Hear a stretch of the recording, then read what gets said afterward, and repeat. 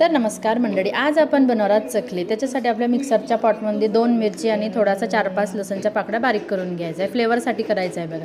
इथे मी भाजणीचं पीठ घेतलेलं आहे। हे पीठ मी घरीच बनवलेलं आहे। यात ओवा, हळदी पावडर, मिरची पावडर, धना पावडर, हिंग आणि व्हाईट तीळ घालायची आहे आणि यात गरम केलेलं तूप आणि आपलं फ्लेवरवाला पाणी घालायचं आहे गाळून। चांगला याचा गोळा बघा मळून घ्यायचा आहे अशा पद्धतीने। आणि चकलीचा गोळा मळताना त्यात कोमट पाणी घालायचं आहे, तेव्हा तो सेट होतो बघा अशा पद्धतीने। आपल्याला चकलीचा साचा घ्यायचा आहे आणि थोडासा गोळा त्याचा तळून घ्यायचा आहे आणि आपल्या चकलीच्या साच्याला तेल लावून आपल्याला चकली पाळून घ्यायची आहे बघा अशा पद्धतीने। इथे मी तुम्हाला एक दुसरी ट्रिक पण सांगणार आहे, ते पण सिंपल आहे।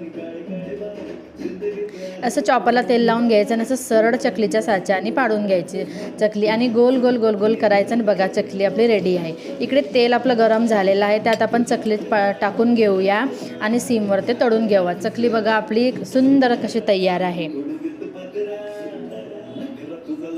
दिसतंय ना बघा भारी। बघा मी तुम्हाला थोडीशी तोडून पण दाखवते।